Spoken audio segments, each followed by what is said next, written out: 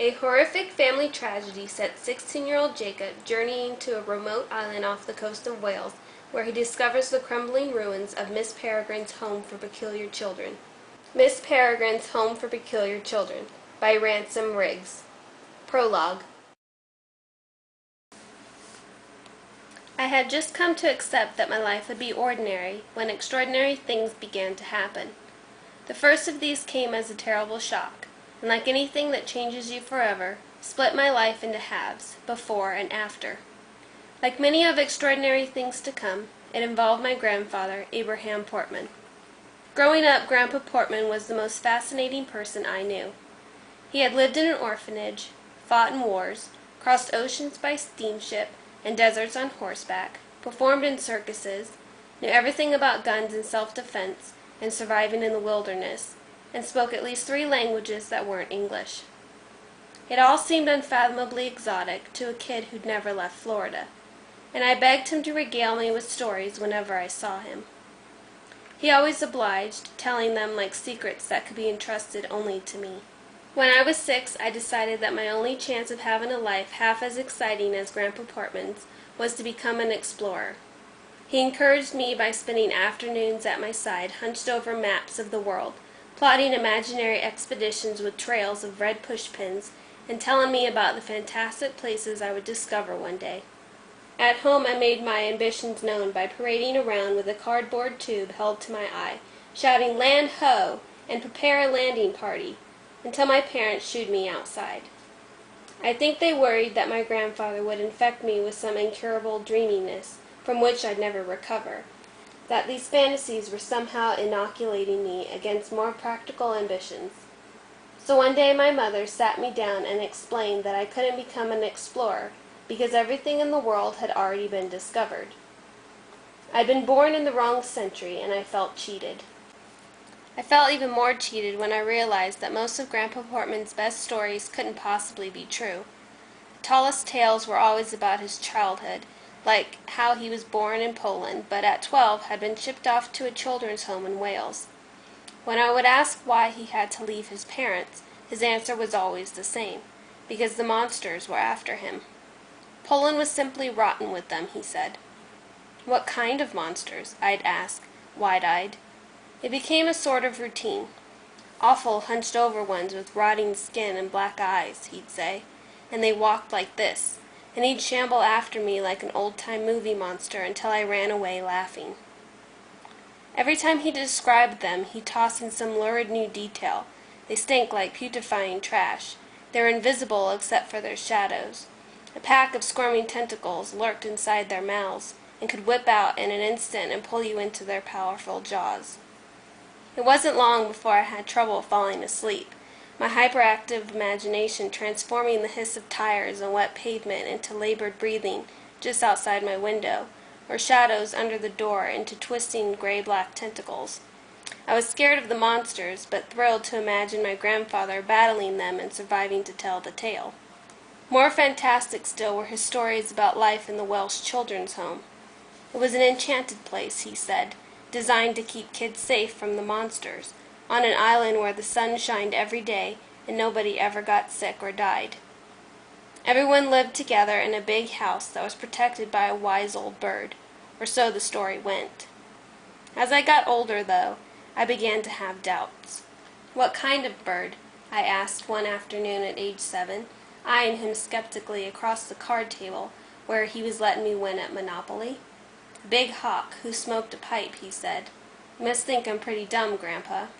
He thumbed through his dwindling stack of orange and blue money. I would never think that about you, Jacob.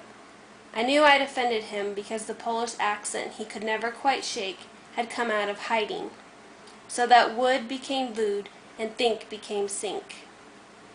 Feeling guilty, I decided to give him the benefit of the doubt. But why did the monsters want to hurt you? I asked. Because we weren't like other people. We were peculiar. Peculiar how? Oh, all sorts of ways, he said. There was a girl who could fly, a boy who had bees living inside him, a brother and sister who could lift boulders over their heads. It was hard to tell if he was being serious. Then again, my grandfather was not known as a teller of jokes. He frowned, reading the doubt on my face. "Fine, you don't have to take my word for it," he said. "I got pictures." He pushed back his lawn chair and went into the house, leaving me alone on the screened-in lanai. A minute later he came back holding an old cigar box. I leaned in to look as he drew out 4 wrinkled and yellowing snapshots. The first was a blurry picture of what looked like a suit of clothes with no person in them. Either that or the person didn't have a head. "Sure he's got a head," my grandfather said, grinning. "Only you can't see it." "Why not? Is he invisible?" "Hey, look at the brains on this one." He raised his eyebrows as if I'd surprised him with my powers of deduction. Millard, his name was.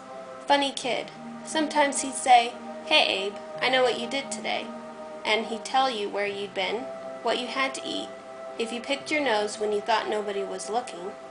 Sometimes he'd follow you, quiet as a mouse, with no clothes on so you couldn't see him, just watching. He shook his head. Of all the things, eh? He slipped me another photo. Once I'd had a moment to look at it, he said, "So, what do you see?" "A little girl." "And?" "She's wearing a crown." He tapped the bottom of the picture. "What about her feet?" I held the snapshot closer. The girl's feet weren't touching the ground, but she wasn't jumping. She seemed to be floating in the air. My jaw fell open. "She's flying." "Close," my grandfather said. "She's levitating, only she couldn't control herself too well, so sometimes he had to tie a rope around her to keep her from floating away." My eyes were glued to her haunting doll-like face. "Is it real?" "Of course it is," he said gruffly, taking the picture and replacing it with another. This one of a scrawny boy lifting a boulder. "Victor and his sister weren't so smart," he said, "but boy were they strong." "He doesn't look strong," I said, studying the boy's skinny arms. Trust me, he was. I tried to arm wrestle him once, and he just about tore my hand off. But the strangest photo was the last one. It was the back of somebody's head, with a face painted on it. I stared at the last photo as Grandpa Portman explained. "He has 2 mouths, see? One in the front and one in the back. That's why he got so big and fat." "But it's fake," I said. "The face is just painted on." "Sure, the paint's fake. It was for a circus show. But I'm telling you, he had 2 mouths. You don't believe me?" I thought about it, looking at the pictures and then at my grandfather, his face so earnest and open. What reason would he have to lie? "I believe you," I said.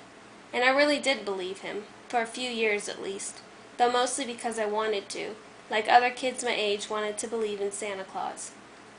We cling to our fairy tales until the price for believing them becomes too high, which for me was the day in 2nd grade when Robbie Jensen pantsed me at lunch in front of a table of girls and announced that I believed in fairies.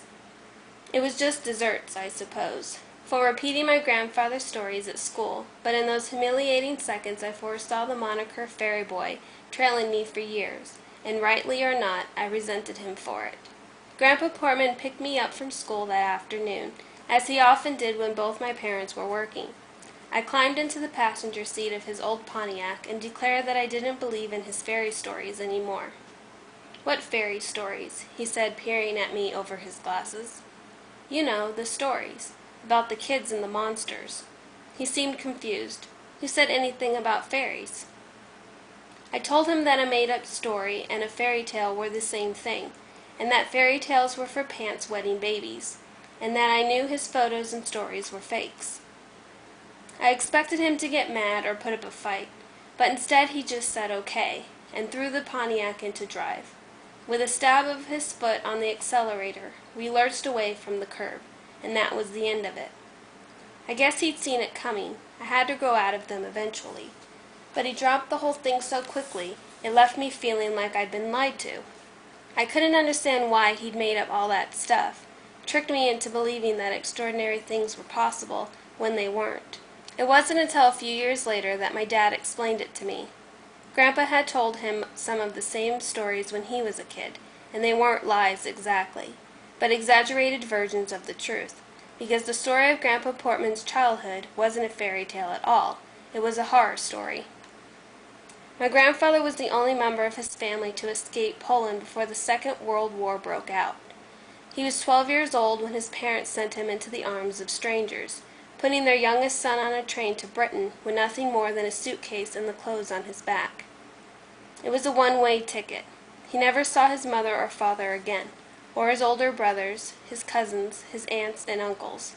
Each one would be dead before his 16th birthday, killed by the monsters he had so narrowly escaped. But these weren't the kind of monsters that had tentacles and rotting skin, the kind a 7-year-old might be able to wrap his mind around. They were monsters with human faces, in crisp uniforms, marching in lockstep, so banal you don't recognize them for what they are until it's too late. Like the monsters, the Enchanted Island story was also a truth in disguise.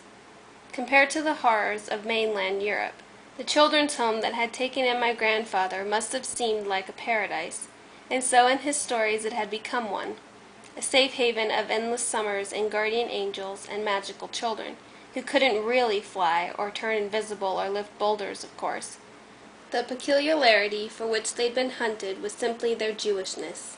They were orphans of war, washed up on that little island in a tide of blood. What made them amazing wasn't that they had miraculous powers. That they had escaped the ghettos and gas chambers was miracle enough. I stopped asking my grandfather to tell me stories, and I think secretly he was relieved. An air of mystery closed around the details of his early life. I didn't pry. He had been through hell and had a right to his secrets. I felt ashamed for having been jealous of his life, considering the price he'd paid for it, and I tried to feel lucky for the safe and unextraordinary one that I had done nothing to deserve. Then, a few years later, when I was 15, an extraordinary and terrible thing happened, and there was only before and after.